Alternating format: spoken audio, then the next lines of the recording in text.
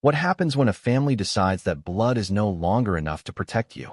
What happens when centuries of tradition, duty, and loyalty collide with betrayal, accusations, and relentless public scandal? That's exactly what the world is watching unfold with Prince Harry and Meghan Markle. The royal family has just made a move so final, so absolute, that it has shocked even seasoned royal observers into silence. Harry and Meghan, the Duke and Duchess of Sussex, are no longer just on the outside looking in. They are officially banned, permanently excluded, not from one or two ceremonies, not until tempers cool or time softens the wounds, but from every single royal event moving forward. Coronations, weddings, jubilees, funerals, doors closed. And this isn't speculation. It's the new reality. Before we continue, please hit the like button, subscribe to the channel, and turn on the notification bell for updates. But the question that cuts through the heart of this bombshell is simple. How did it come to this? And why now? Let's be clear. The royal family doesn't act rashly. Every statement is calculated. Every announcement is layered in symbolism, timing, and hidden strategy. And when they choose to slam the door on one of their own, it's not just punishment, it's survival. But this time, the move has been so ruthless, so public, that it has left even loyal monarchists wondering if the firm has gone too far. Imagine a family feud not just whispered in corridors or discussed over tense dinners, but broadcast to the world stage, enshrined in history as official policy. That's the gravity of what has happened here. Think back for a moment to that fairy tale wedding in 2018. Do you remember the bells ringing at St. George's Chapel, the global headlines calling it a new era for the monarchy? Meghan in her Givenchy gown, Harry standing there, nervous yet proud. For a moment, it looked like the monarchy was entering a modern age, ready to embrace diversity, change, and a global audience. The world was captivated. Millions tuned in. The royal family seemed untouchable, united, renewed. And yet, here we are just a few years later, talking not about unity, but permanent exile. How do you go from a royal wedding celebrated across continents to a royal decree of banishment? That is the story that needs to be unraveled. The fracture didn't appear overnight. It wasn't one interview, one Netflix series, or even one book. It was 1,000 cuts. A steady drip of revelations, accusations, and silences that spoke louder than words. For the monarchy, each cut was more than an embarrassment. It was a threat to the very foundation of the institution. Because what is a monarchy if not an illusion of perfection? A carefully curated theater where family disputes are hidden behind palace walls, and the crown always shines brighter than scandal. Harry and Meghan shattered that illusion. And now, the crown has responded with its harshest blow yet. But here's the contradiction that makes this decision even more explosive. The monarchy has always thrived on forgiveness. Royal scandals are as old as the crown itself, and yet time and again, family members have been welcomed back, rehabilitated, rebranded. Mistakes are washed away in the tide of tradition. Why not this time? Why are Harry and Meghan being treated differently? That's the mystery that fuels the fire of this announcement. Some insiders whisper that this wasn't just Charles's call. The king may wear the crown, but the future belongs to William and Kate. And it's William, the heir to the throne, who reportedly pushed hardest for this permanent exclusion. Not out of spite, but out of strategy. Because when you're preparing to inherit an institution older than your country itself, you don't just think about your reign. You think about survival for generations to come. If William believes Harry and Meghan pose a risk to that survival, the decision becomes brutally simple. Cut them off completely. And yet, imagine the human side of this decree. A father cutting off his son. A brother slamming the door on his only sibling. Children who will grow up knowing they can't walk down the aisle of Westminster Abbey with their cousins, or stand together on the balcony of Buckingham Palace during Trooping the Color. This isn't just about protocol. It's about bloodlines, relationships, and broken bonds that may never heal. Ask yourself this. What must Harry have felt when he learned of this ban? Did he feel anger, heartbreak, or vindication? After all, he spent years telling the world that his family had turned against him. Now, the monarchy has confirmed it. In trying to silence him, they've given him the loudest proof imaginable. That irony alone could fuel another memoir, another documentary, another round of devastating revelations. Did William and Charles consider that? Or do they believe that Harry's voice, no matter how loud, can no longer touch the institution they've locked him out of? Let's not forget Meghan either. For her, this announcement may be the final confirmation of what she has claimed all along, that she never truly belonged, that the palace never wanted her, that the doors were always half closed. In a strange way, this decree could become her vindication, even as it is her punishment. But the world will ask, does Meghan see this as a battle lost, or simply another battle to fight louder? Timing, of course, is everything. Why now? The monarchy has weathered storms before. They've endured abdications, affairs, and controversies that threatened to topple the crown. But in this moment, right now, why choose to draw a permanent line in the sand? Some believe it's tied to Charles's health and William's looming role as king. Others suggest the recent public stunts and rumors surrounding the Sussexes made this the perfect moment to assert control. Whatever the reason, one thing is certain. The crown has spoken, and its judgment is final. But here's where the story takes its darkest twist. Because banning Harry and Meghan from royal events isn't just about protecting the monarchy, it's about rewriting history. Royal events are where photographs are taken, where traditions are cemented, where legacies are shaped. By excluding them, the palace is ensuring that future history books will show no trace of Harry and Meghan standing beside the family. Their children won't appear in official portraits. Their absence will become the narrative. In a monarchy built on image and memory, erasing someone from the stage is the ultimate punishment. And yet, ask yourself this: can anyone truly erase Harry and Meghan? Or has the monarchy underestimated the power of modern media, the global audience that still follows every move the Sussexes make? Exiling them from palaces and balconies doesn't exile them from screens, headlines, and platforms. The question isn't whether Harry and Meghan will fade into obscurity. The question is whether their absence from royal events will make their story louder than ever. But let's pause here, because what comes next takes us into the palace walls themselves, into the private conversations, the heated arguments, and the alliances that sealed this decision. Because while the announcement has been made, the truth behind how it was decided reveals even deeper fractures within the monarchy. And one royal voice, in particular, tried to stop it, only to be silenced. And that's where the story begins to twist even further. What if I told you that the seeds of Harry and Meghan's permanent ban were planted long before the world ever suspected?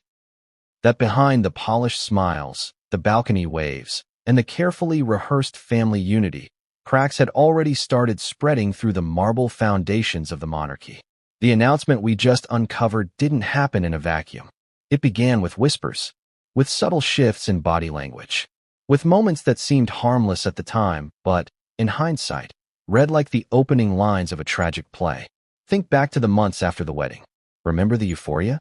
Newspapers hailed a modern royal revolution, a new Fab Four, with William, Kate, Harry, and Meghan leading the monarchy into the future. People wanted to believe in that image, and the palace did everything it could to sell it. Smiling walkabouts, joint appearances, shared causes.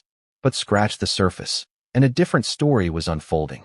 Because even then, Meghan was struggling to adapt, and Harry was caught in the middle, between a woman he loved and a family he had always served.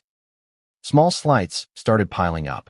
Questions about royal protocol, criticism of Meghan's staff turnover, headlines about disagreements with Kate, and through it all, silence from the palace. Silence that, in royal language, speaks volumes. But here's the contradiction. Why didn't the palace step in to protect Meghan when they had protected others in the past? Why did they allow the tabloids to spin out of control, framing her as an outsider, while failing to give her the same shield they had extended to other royals? Could it be that the decision to distance Harry and Meghan was being sketched long before the public ban became official? And then came the Australia tour, the trip that was supposed to be their crowning moment. Crowds adored them. Headlines were glowing. For a brief period, Harry and Meghan looked like the monarchy's future.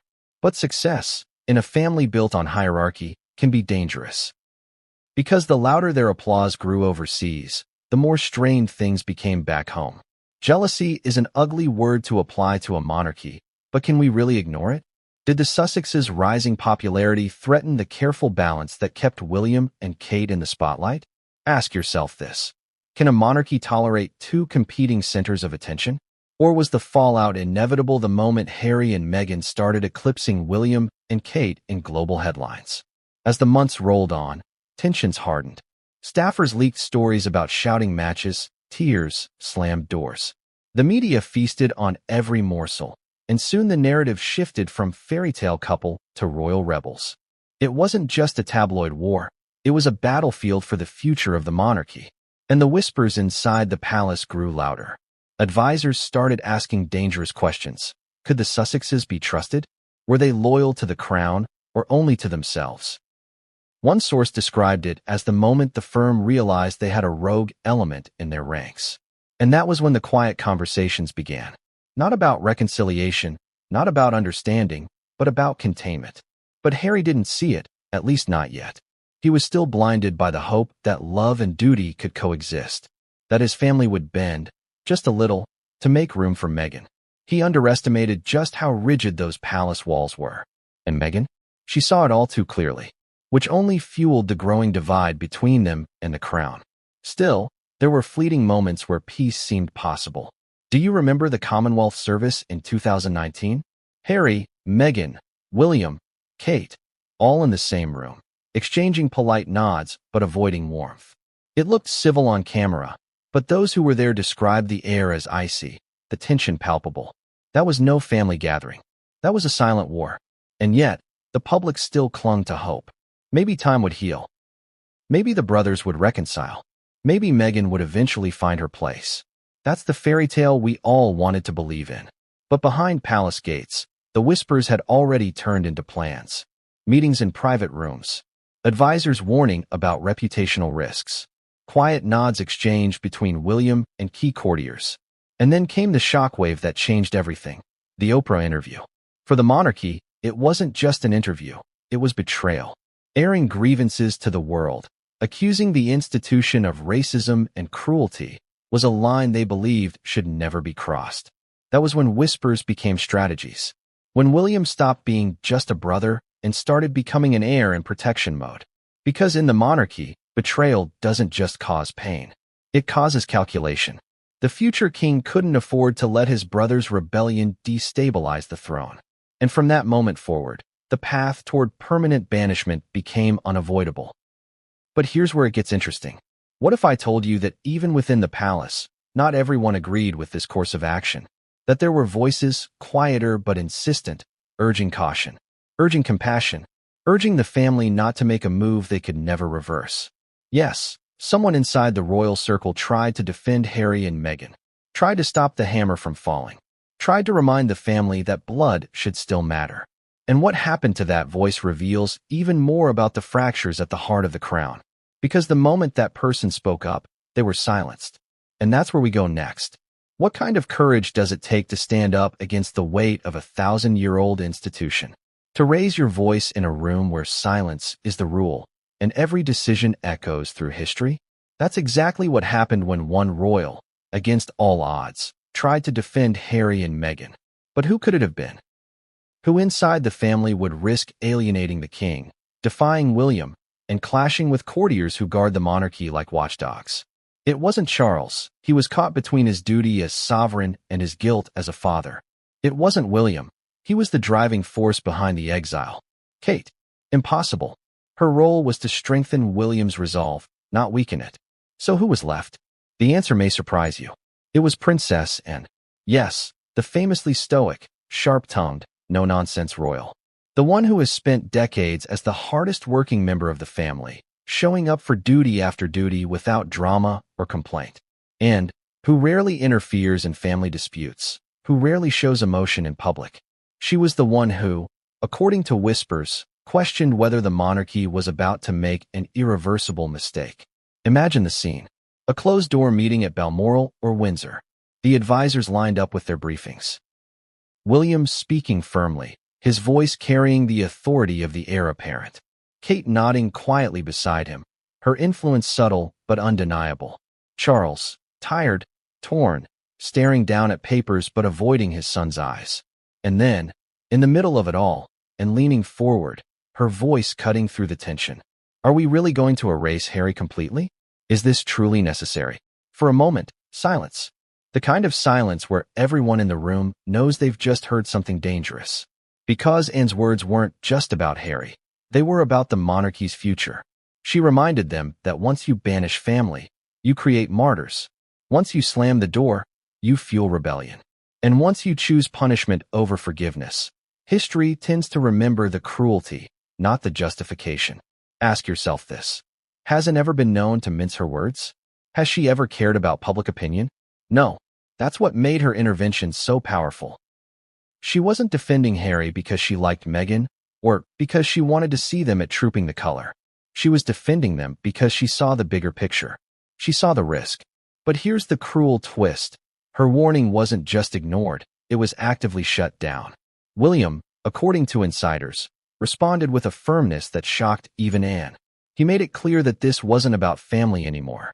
This was about safeguarding the crown. And in William's view, Harry and Meghan had crossed too many lines to be trusted with even the smallest appearance at royal events. Think about that for a moment. A brother willing to exile his own blood for the sake of the institution. Can you imagine being in that room, watching Anne's face as she realized her words had fallen on deaf ears? But Anne wasn't alone. Edward, the quietest of the Queen's children, reportedly echoed her concerns in private. He feared that stripping Harry and Meghan of all presence would not only deepen the rift, but also appear heartless to the public. Yet his voice, too, was drowned out by the tide of advisors and the iron will of William. The irony here is brutal. And the so-called workhorse of the family, who has given her entire life to the crown without complaint, was brushed aside when she dared to speak up. Her loyalty didn't buy her influence in this debate. It only highlighted how determined the institution was to move forward with its plan, no matter who objected. And here's where the contradictions twist even deeper. Because while Anne's warning was silenced inside the palace, her doubts began to seep out through whispers in the press. Stories surfaced that not every royal was on board with the decision. Headlines hinted at divisions.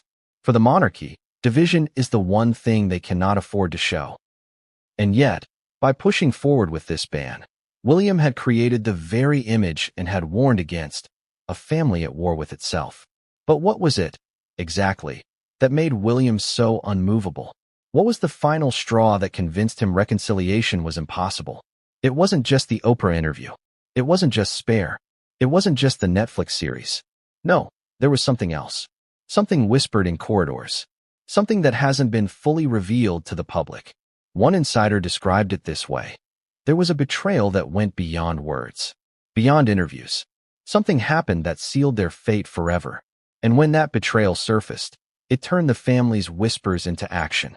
It gave William the weapon he needed to convince Charles, to silence, and to push through the harshest decision in modern royal history. What was it?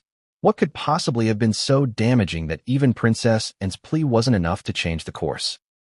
That's the shadow we need to step into next. What happens when even the defenders lose their grip? When those who dared to question the crown's harshest decree realize that their voices, no matter how seasoned or respected, cannot penetrate the walls of royal resolve.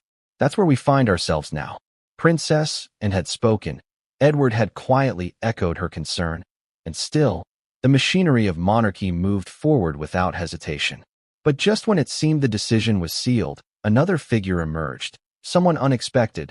Someone who believed mediation might still save Harry and Meghan from total exile. And this time, it wasn't one of the Queen's children. It was Queen Camilla. Yes, the very woman often painted as an outsider herself, someone who knew firsthand what it meant to live in the shadows of royal disapproval. According to whispers, Camilla raised her voice not out of affection for Meghan, but out of sheer pragmatism. She understood scandal. She understood what it meant to be vilified by the press and frozen out by the establishment. And she also understood that once you harden into cruelty, the public never forgets. Imagine the irony. Camilla, long branded as the villain in Diana's story, now standing as one of the few who argued against making Harry and Meghan villains forever. She warned that the monarchy risked looking vindictive, that history would not remember the why, only the how.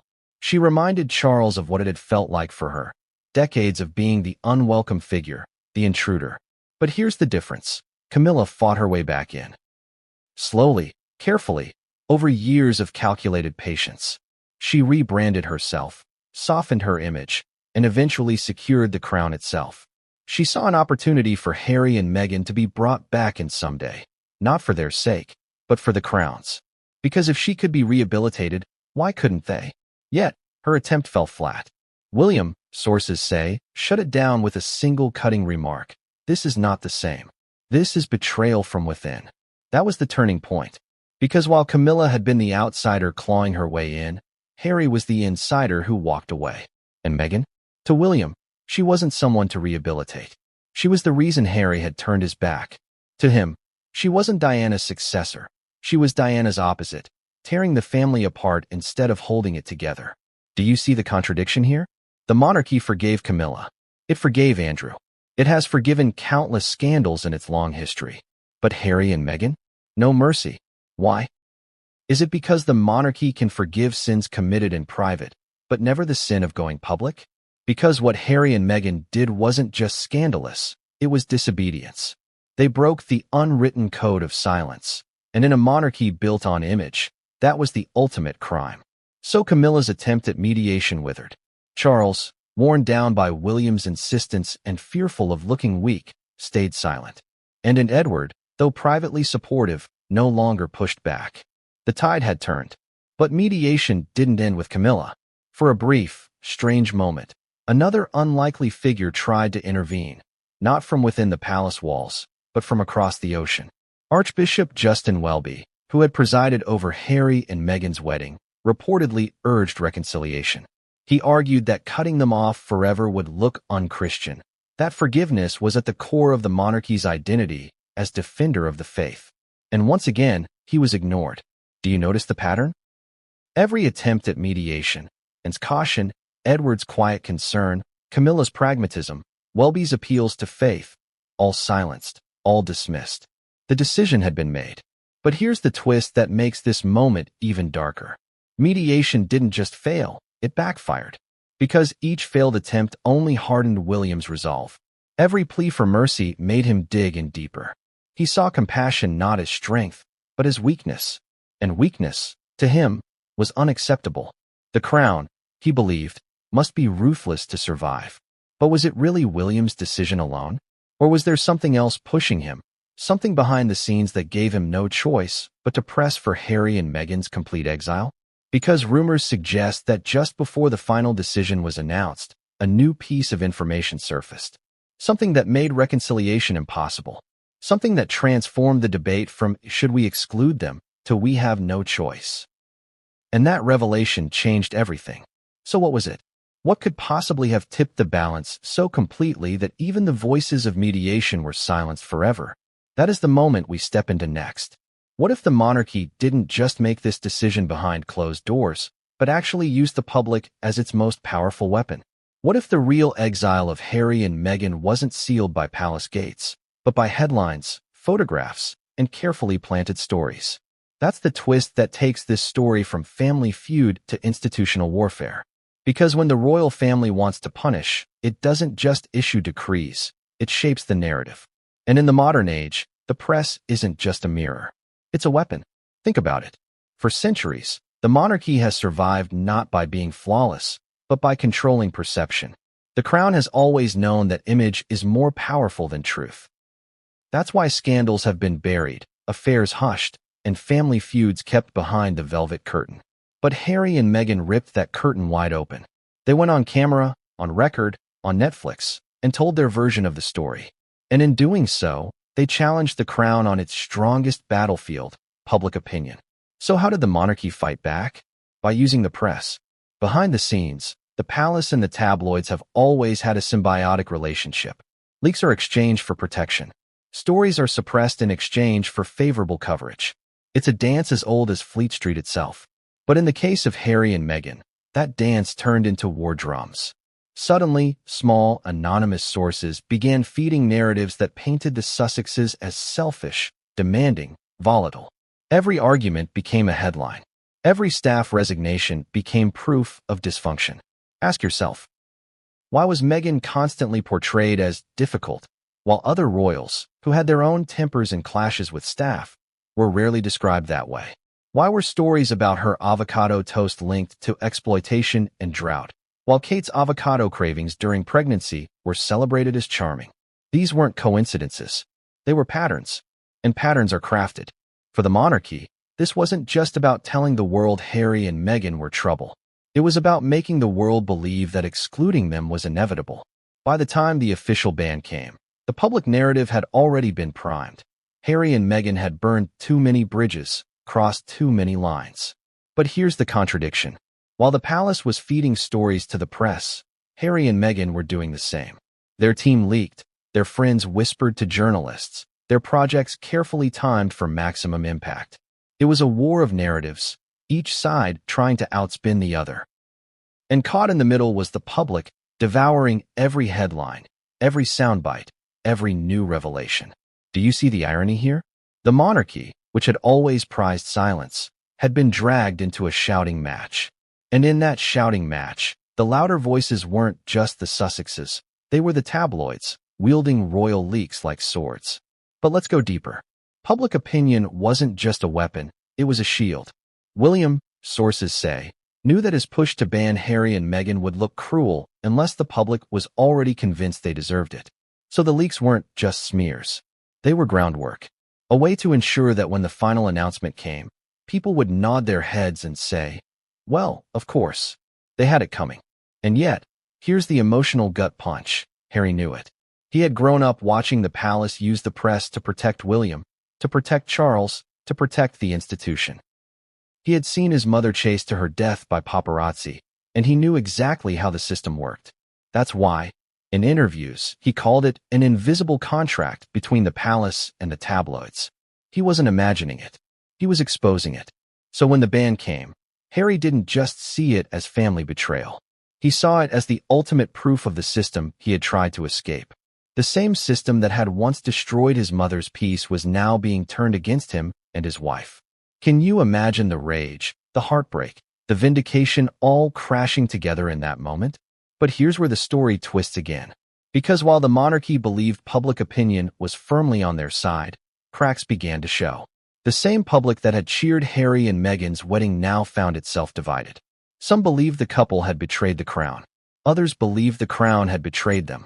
And in that division, the monarchy's careful control of the narrative began to waver. And that's the danger of using public opinion as a weapon. It's unpredictable. Once unleashed, it doesn't always strike where you aim. Still, the palace doubled down. Headlines grew harsher.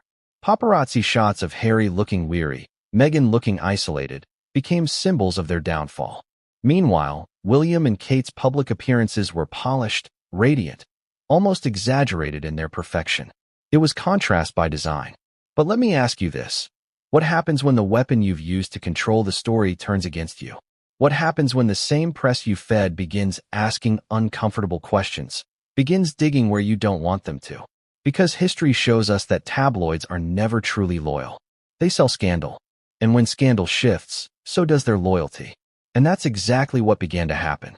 Journalists who once parroted palace lines started probing deeper. Was the monarchy too harsh? Was William's hand too heavy? Was Charles truly neutral, or simply absent? Questions began to form, and the once united narrative started to splinter. But by then, it was too late. The decision had been made. The ban was official.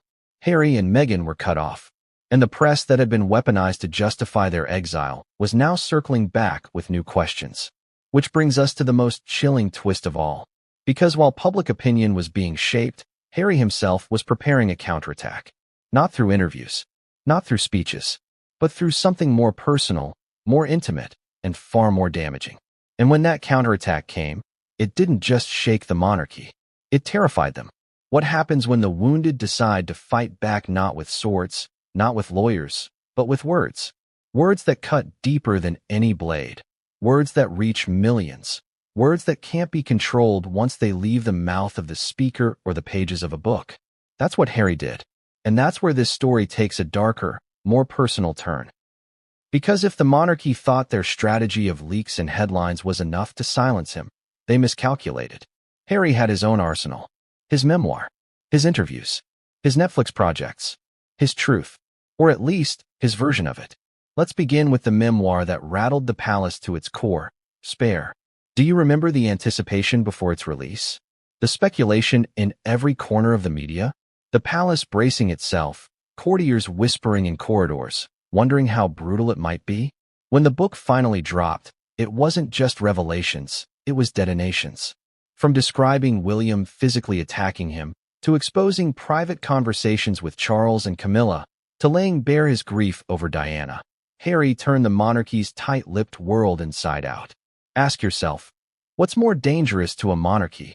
Rumors whispered in tabloids, or accusations printed on a global bestseller that cannot be erased? Spare wasn't just a memoir. It was Harry firing the first official shot in his war against the crown. He wasn't playing by the palace's rules anymore. He was making his own. But here's the contradiction. While Spare gave Harry a voice, it also gave the monarchy an excuse. Every page became proof, they claimed, that Harry could no longer be trusted, that he was more interested in profit than privacy, that he was willing to destroy his family for applause. William, sources say, seized on this. How? He allegedly asked his father and advisors, can we allow him back at royal events after this? It wasn't just family tension anymore. It was institutional betrayal, written in ink for the whole world to see. Still, Spare was only the beginning. Because Harry and Meghan weren't done, their Netflix documentary, released to global fanfare, offered even more raw accusations. Meghan, candid and teary, spoke of palace indifference, of racism, of feeling abandoned. Harry accused the institution of trading stories with the press to protect others while sacrificing them. It wasn't subtle. It was a direct shot at William and Charles. Now pause and think about this. The monarchy thrives on control. Control of image, control of narrative, control of memory. And here were Harry and Meghan, producing glossy, cinematic counter-narratives streamed into millions of homes worldwide. How could the palace compete with that? The answer is, they couldn't. So they turned to the only strategy left: exclusion. If Harry was going to weaponize words, then William was going to weaponize silence. By cutting him off from royal events, they stripped him of the one thing his words needed most: context. Because every photograph of Harry standing beside the family would contradict the story of division. Every appearance at a coronation or funeral would imply reconciliation. By banning him, the palace ensured that his words echoed in isolation, never softened by the illusion of unity. But here's where the emotional gut punch comes in. For Harry, Spare wasn't just about exposing the palace. It was about healing. It was about saying things he had buried for decades. It was about reclaiming his voice after years of silence. Yet in doing so, he only tightened the chains of exile. He thought telling his truth would set him free. Instead, it locked the doors forever. And Meghan? For her, the memoir and the Netflix series weren't just Harry's catharsis. They were her vindication. Every accusation she had made in the Oprah interview, every criticism she had endured in the press, was now echoed and amplified by Harry. But her victory was hollow. Because while the world debated the Sussexes, the monarchy simply moved on without them. Do you see the irony here? Harry believed words could bridge the gap. Instead, they widened it. He thought the truth would bring accountability. Instead, it brought punishment. He thought exposing the system would free him from it. Instead, it gave the system its justification to erase him. And yet, there's a darker layer still. Because insiders claim that Spare wasn't the worst of it. That Harry still holds back. That he has letters, recordings, documents that could burn the monarchy to the ground if ever released. That Spare was only the opening shot, not the final one. Imagine that for a moment. A family, already fractured, living with the constant fear that one of their own could unleash secrets that history would never forget. That fear is why William pushed for exile. Not because of what Harry had already said, but because of what he might say next. But here's the twist. Harry wasn't the only one with secrets. Meghan had her own arsenal, her own moves, her own ways of twisting the knife. And one move in particular, the one that came after Spare, was the palace's breaking point. Because Meghan's next step wasn't about books or documentaries. It was about something whispered behind the scenes. Something so personal, so unforgivable in the eyes of the palace, that it ended any hope of return. And that's where we go next. What if the real breaking point didn't come from Harry's book, or even their Netflix documentary, but from Meghan herself? What if her next move, whispered behind closed doors and hinted at in hushed tones, was the moment the monarchy decided reconciliation wasn't just unlikely, it was impossible? Because that's what insiders claim. Meghan made one decision, one misstep, that became the final straw. And it wasn't public at first. It started quietly, with a whisper. Reports began circulating that Meghan had been in talks with producers about a new project. Not just any project.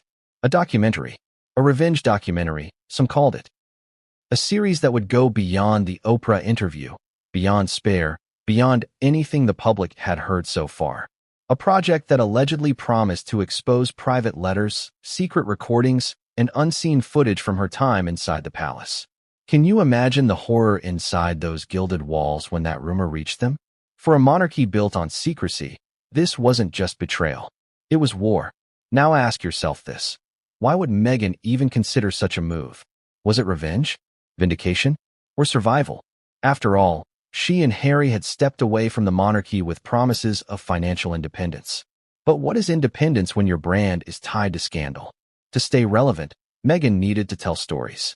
And the only stories the world wanted from her were the ones dripping with royal secrets. But here's the contradiction that makes this so explosive. Meghan claimed she wanted privacy. She said she longed for peace. Yet every new move seemed to dig deeper into palace wounds. To the monarchy, this wasn't about privacy. It was about profit, about turning pain into currency. And nothing enraged them more than the idea that their private letters, their private conversations, could become Netflix content. William, sources say, was livid. To him, this wasn't just about family anymore. It was about security. Because if Meghan had truly kept letters, recordings, or footage, what else might she have? Could state secrets be at risk? Could decades of royal protocol be undone by one streaming deal? And Charles? His reaction was quieter, but no less chilling.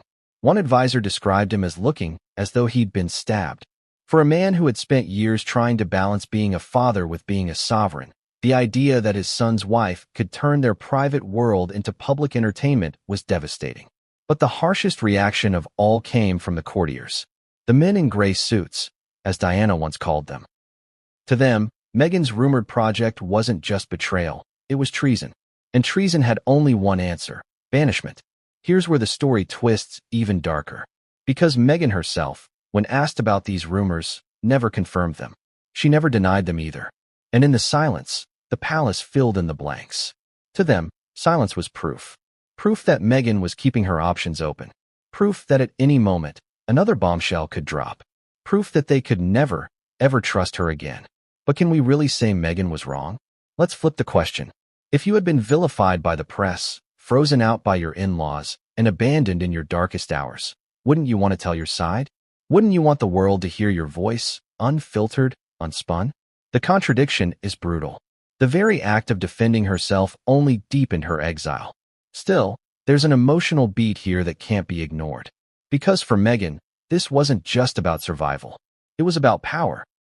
For the first time, she had something the monarchy didn't: control of the narrative. And in her hands, that narrative could be shaped, packaged, and sold. That terrified the crown more than anything else. William saw it clearly. If Meghan's words were allowed to dominate, the monarchy's silence would no longer protect them. So he drew the line. He told his father, in no uncertain terms, that Meghan's threat was the point of no return. There could be no olive branch, no reconciliation, no quiet handshake behind palace walls. There could only be exile. And so, what might have been a family feud became institutional policy. The monarchy doesn't forgive when it feels threatened. It eliminates the threat. But here's the haunting question we must sit with. Did Meghan ever really intend to release those letters, those recordings, that footage? Or was the mere possibility enough to seal her fate? Because sometimes, perception is more powerful than reality. And in this case, the perception of betrayal was enough to make the monarchy slam the door shut forever. But what happened next is even more chilling. Because once the crown decided Meghan had crossed the line, William made a move that stunned even his closest advisors. He didn't just want Harry and Meghan silenced. He wanted them erased from the stage of history. And that's the twist we step into next. What happens when a son stops being a son and becomes the heir? When family bonds no longer matter, and only the survival of the institution remains. That's exactly what happened when Prince William issued his ultimatum. A moment so cold, so calculated, that it marked the point of no return. If Charles had been wavering, if advisors had been debating, William's words ended the discussion. Picture it: a quiet room in Clarence House, or perhaps a retreat at Sandringham. Heavy drapes pulled closed, papers spread across a polished wooden table. Charles seated, weary, avoiding eye contact. Advisors hovering at the edges, silent but alert. And William, standing, not sitting, his voice steady, his tone resolute. The kind of voice not of a brother begging for justice, but of a king in waiting demanding action. He told Charles what the crown had to do. Not what he wished, not what he hoped, but what he demanded. Harry and Meghan were to be permanently excluded from all royal events. No exceptions. Not for coronations. Not for jubilees. Not even for funerals. They were to be cut out completely, as if they no longer existed in the royal calendar. And the most chilling part? William didn't frame it as a personal vendetta. He framed it as duty. He argued that the monarchy's survival depended on it, that the firm couldn't withstand more interviews, more memoirs, more whispers of betrayal being aired on streaming platforms. To him, allowing Harry and Meghan back into the fold wasn't compassion. It was suicide. Now ask yourself, how does a father respond when one son demands the banishment of another? Can you imagine Charles in that moment, caught between blood and crown? A father who had already buried one beloved woman, Diana, and now faced losing his son forever? Sources say Charles hesitated, that he tried to soften the blow, suggesting there might still be room for private reconciliation, if not public appearances. But William didn't back down. His words, sharp and unflinching, "It's them or the crown." Can you feel the weight of that sentence? For Charles, it wasn't just an ultimatum. It was a mirror of history, because decades earlier, his own mother, Queen Elizabeth, had faced similar decisions. She had chosen crown over sister, crown over personal feeling, crown over family bonds. And now, Charles was being asked to do the same. But the difference is stark. Elizabeth's choices were quiet, hidden behind palace walls. Charles's choice would be public, undeniable, permanent. A son cut off in plain sight. And here's the cruel irony. Charles had long hoped Harry and William would reconcile. He had believed that time might heal their wounds. But William's ultimatum forced his hand. As king, he couldn't risk looking weak. And as father, he couldn't defy his heir. So the hammer fell. But this wasn't just about family politics. Advisors pushed William's point further, presenting Charles with chilling scenarios. What if Harry showed up at a state funeral and turned it into a media circus? What if Meghan attended a coronation and used it to launch a new project? What if their presence overshadowed the monarchy itself? Every scenario painted Harry and Meghan not as family, but as threats. And threats, the monarchy eliminates. Yet let's pause here. What kind of institution survives by cannibalizing its own? What does it say about a monarchy when its heir is willing to erase his brother for the sake of image? Is that strength? Or is it desperation? William didn't see it that way. To him, it was clear. Harry and Meghan had weaponized the crown's silence. The only way to fight back was to remove them entirely. No photographs, no balcony appearances, no fleeting images that could be spun into reconciliation. Exile wasn't symbolic anymore. It was absolute. And so Charles, weary and broken, gave in. The decision was made official, not through a grand proclamation, but through quiet confirmation to those who needed to know. Advisors, courtiers, palace staff, all were informed. Harry and Meghan were no longer to be considered part of any official royal event. But here's where the story twists again. Because while the monarchy prepared to implement this ruthless decree, word of it began to seep beyond palace walls. Whispers reached journalists. Rumors spread. And suddenly, the narrative shifted. No longer was it just Harry and Meghan's rebellion making headlines. It was the crown's cruelty. And that's the danger of ultimatums. They may secure short-term control, but they often unleash consequences you can't predict. William had won the battle inside the palace. But outside, in the court of public opinion, the war was only beginning. And it got worse. Because while William believed he had silenced Harry with exile, Harry was already preparing his next move. Something so bold, so unexpected, that it would force the monarchy to confront a terrifying reality. That exile hadn't silenced him. It had given him a louder voice. Imagine this. The decision has been made, the hammer has fallen, and now the monarchy must do what it does best: cloak ruthlessness in ceremony. Exile can't just be whispered. It has to be codified, dressed up in formality, wrapped in the kind of language that sounds dignified but leaves no room for doubt. That's what happened when palace officials sat down to draft the wording of Harry and Meghan's permanent exclusion. Cold words on crisp parchment, inked into the fabric of royal history. It wasn't a letter sent to Harry directly. No, the monarchy is far more strategic than that. Instead, the ban was slipped quietly into the official planning protocols. Documents circulated to courtiers, event organizers, church officials, and international partners, each page stamped with the royal crest. The wording was simple, almost sterile. The Duke and Duchess of Sussex are not to be included in any future royal ceremonial events. No exceptions. Not for state funerals. Not for coronations. Not for jubilees. Think about that for a moment. In a family built on tradition, Harry and Meghan had been written out of tradition itself. They weren't just being kept away from family gatherings. They were being erased from the rituals that define monarchy. The balcony at Buckingham Palace. The solemn walk behind a coffin. The golden carriage at a jubilee. All gone. But here's the cruelty. The monarchy didn't call Harry to tell him. There was no private conversation, no father-to-son moment of explanation. Harry found out the same way the world did, through the press. A carefully worded leak, timed to perfection, dropped into the hands of a favored newspaper. Picture Harry sitting in Montecito, scrolling headlines, when suddenly the words stare back at him. Royal Palace confirms Harry and Meghan permanently excluded from future events. Can you feel the gut punch? The betrayal? The cold confirmation that his family hadn't even granted him the courtesy of hearing it first? Ask yourself this. Was that accident or design? Did the palace want him to find out this way, to humiliate him, to strip away the last vestiges of family intimacy? Or was it simply indifference? Proof that Harry was no longer considered important enough for direct communication? Either way, the damage was the same. Meghan's reaction, insiders claim, was fury mixed with vindication. She had always said the palace wanted her gone. Now, they'd put it in writing. To her, this wasn't just exile. It was proof of everything she had warned about. Proof she could weaponize. Proof she could hold up to the world and say, "See, I was never accepted. I was never wanted."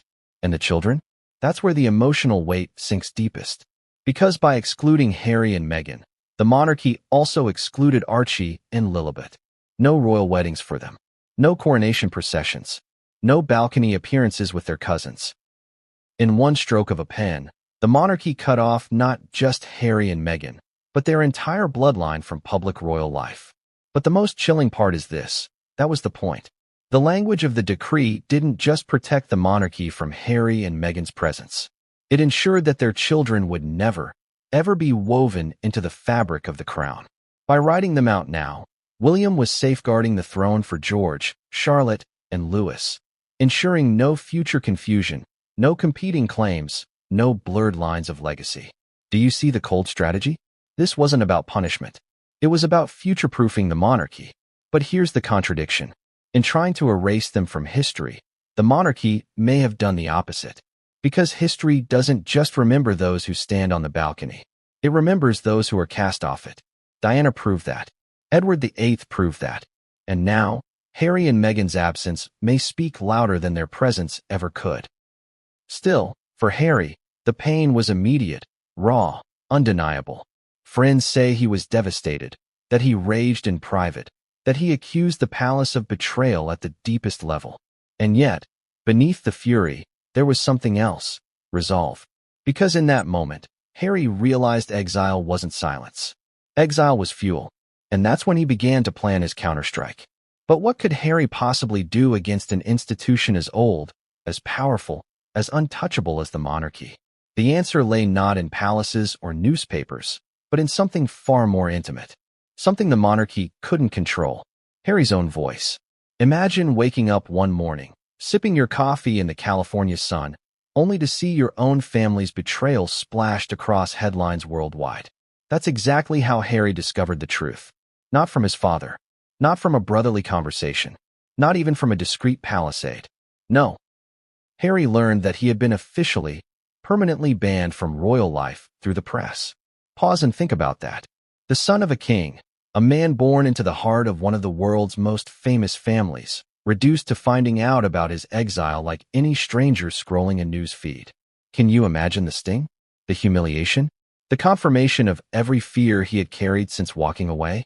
Friends close to Harry say he was blindsided. He had expected tension, yes. He had expected frostiness, yes. But an outright ban, written into protocol, announced with chilling formality? That was beyond anything he imagined. He reportedly paced the floor of his Montecito home, phone in hand, firing off frantic calls to his father, calls that went unanswered. And Meghan? Her fury was volcanic. To her, this wasn't just cruelty. It was strategy. She saw the timing, the leak, the cold precision with which the story was fed to the press. They wanted to humiliate us, she is said to have told a friend. And maybe she was right. Because for the palace, how Harry found out was just as important as what he found out. It wasn't just exile. It was humiliation by design. But here's the contradiction. For all their fury, Harry and Meghan also felt a strange sense of vindication. For years, they had claimed the monarchy wanted them gone, that they were never protected, never welcomed, never truly part of the family. And now, the crown itself had confirmed it. In trying to silence Harry, the monarchy had handed him the loudest proof imaginable. Still, the emotional toll was crushing. Insiders say Harry broke down in tears, telling friends he felt as though he had been orphaned twice. First by Diana's death, then by his family's rejection. That image, the once proud prince, sobbing in private as the world debated his banishment, is haunting. But grief quickly turned to anger. And anger, for Harry, turned to resolve. He vowed that if the monarchy thought exile would silence him, they were mistaken. They've underestimated me, he allegedly told a confidant. If they shut the doors, I'll break the windows. And that's where the danger truly began. Because Harry wasn't just hurt. He was motivated. He had his memoir, his Netflix platform, his global following. Exile hadn't ended his influence. It had amplified it. Yet, in the middle of the chaos, another thought gnawed at him. What about the children? Archie and Lilibet, innocent in all this, now officially erased from royal history. They would never walk behind their grandfather's coffin, never wave from the balcony beside their cousins, never wear the robes of state or sit in the choir stalls of Westminster Abbey. Harry, insiders say, was shattered by that realization. They've punished my children for my choices, he reportedly said. And here's where the story takes an even darker twist. Because Harry's fury wasn't just directed at Charles or at William. It was directed at the institution itself. The monarchy wasn't just a family anymore. It was an enemy. An enemy he was now determined to fight with everything he had. But what could he do? How could one man, even a prince, challenge an institution older than some nations? That's where Harry's vow becomes chilling. Because he knew his greatest weapon wasn't money, or power, or even titles. It was secrets. Secrets only he carried. Secrets the monarchy feared might one day spill. And Meghan? She encouraged it. She knew that Harry's voice, raw and unfiltered, was their greatest asset. She reminded him that the monarchy had always underestimated Diana too. And look how history remembered her. Was it possible that Harry could follow that same path? But here's the cliffhanger. While Harry was vowing revenge, the monarchy wasn't sitting idle. William, ever the strategist, had already prepared for Harry's counterattack. He believed he knew Harry's next moves before Harry even made them. And the countermeasures he set in place would escalate this family feud into something the monarchy had never faced before, a war of narratives played out on the global stage. And once it began, there was no turning back. What happens when two brothers, once inseparable, become generals on opposite sides of a war? When love, loyalty, and bloodlines are replaced with strategy, calculation, and vengeance. That's exactly where Harry and William found themselves after the ban became public. Harry vowed he would not be silenced. William vowed the crown would not be threatened. And what unfolded next wasn't just a family feud. It was a war of survival. Harry's vow was raw, emotional, and dangerous. If they shut the doors, I'll break the windows. That wasn't just a line. That was a mission statement.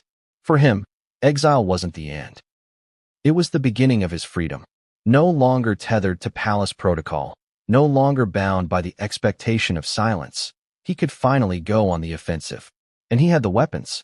His memoir, his interviews, his global platform, his secrets. He knew the monarchy feared one thing above all: exposure. And he had grown up behind the curtain, seeing the whispered affairs, the hushed scandals, the compromises no one dared to speak of. Harry realized something chilling. In a monarchy built on image, truth itself was dynamite. And he had crates of it. But William wasn't blind. He knew his brother. He knew Harry's pain, his anger, his impulsive streak. And he wasn't going to wait around for Harry to strike first. William moved like a future king, calculated, cold, and deliberate.